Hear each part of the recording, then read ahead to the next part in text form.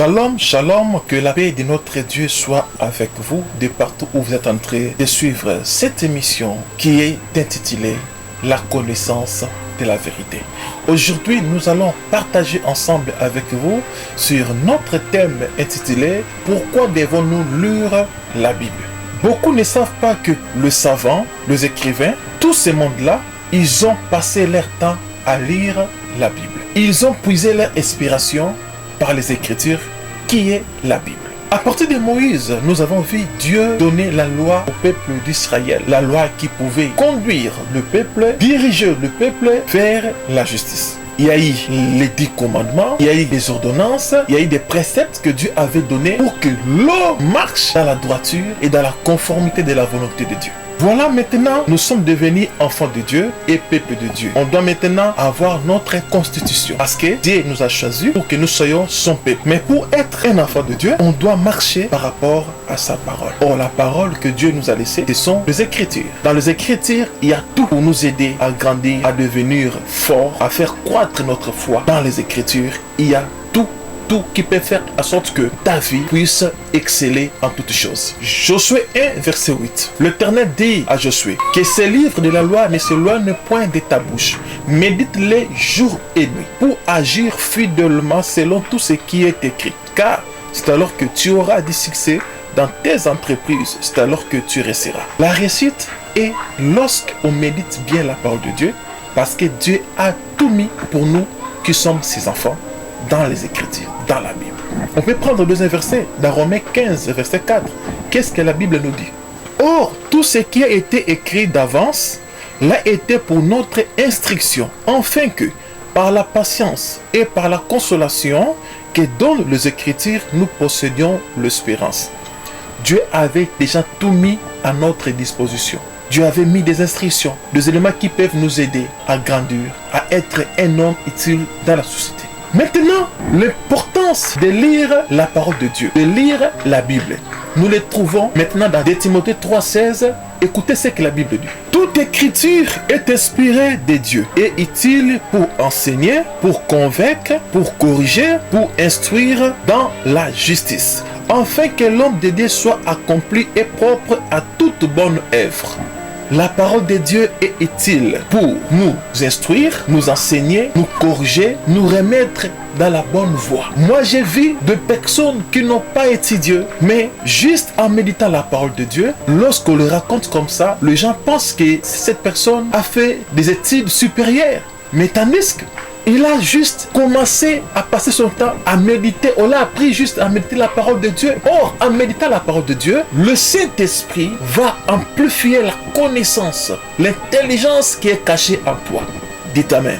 La parole de Dieu nous aide, nous convainc à ce qui concerne le péché. La parole de Dieu nous donne l'inspiration, nous instruit. Si vous voulez que votre famille, tes enfants grandissent en toute sécurité, apprenez-les la parole de Dieu dès son enfance. Car la Bible dit, apprenez l'enfant le chemin pendant qu'il est encore enfant. Parce que lorsqu'il sera vieux, il gardera quand même le chemin qu'on lui avait montré par ses parents. Alléluia. L'importance de lire la parole de Dieu et de les méditer, c'est de pouvoir te permettre d'être supérieur, d'avoir la connaissance. Ça va enlever en toi l'ignorance dans beaucoup de choses. Écoutez ce que dit la Bible dans le livre de 2 Pierre 1, 20 à 21. Sachant tout d'abord vous-même qu'aucune prophétie de l'Écriture ne peut être un objet d'interprétation particulière, car ce n'est pas par une volonté d'homme qu'une prophétie a jamais été apportée, mais c'est poussé par le Saint-Esprit que des hommes ont parlé de la part de Dieu. Les auteurs de la Bible ne donnaient pas leur propre interprétation personnelle, mais ils écrivaient le message que Dieu leur donnait. Amen. Nous bénéficions de l'enseignement de Dieu lui-même pour notre changement. Donc c'est Dieu qui nous a parlé à travers les êtres humains que lui-même avait choisi pour constituer pour nous ce que nous appelons aujourd'hui la Bible, qui est la parole de Dieu. Bien-aimés de Dieu, restons dans la méditation. Il ne faut pas être un chrétien qui ne lit pas la parole.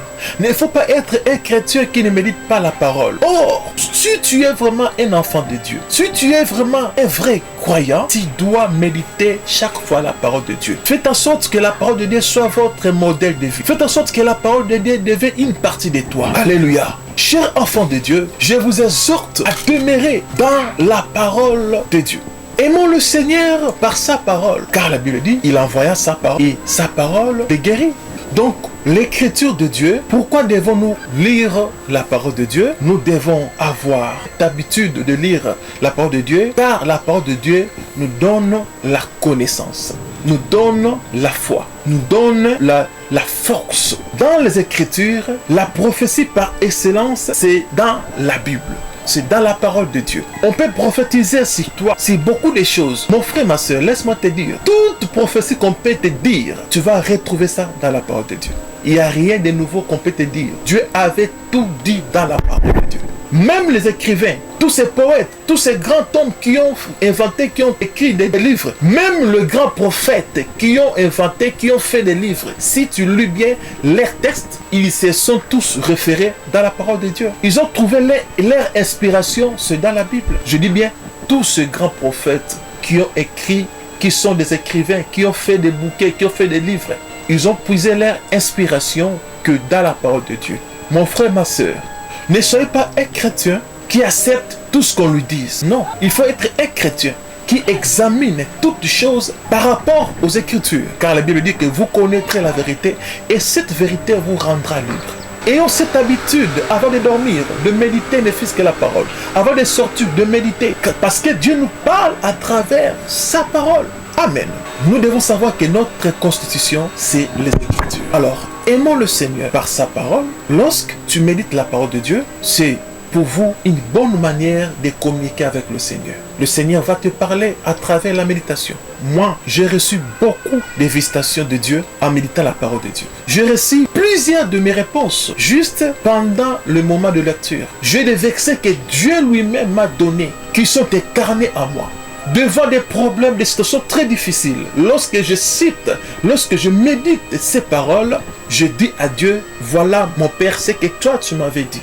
Et il est faible derrière sa parole, n'oubliez pas ça mon frère, ma soeur. Dieu est faible derrière sa parole.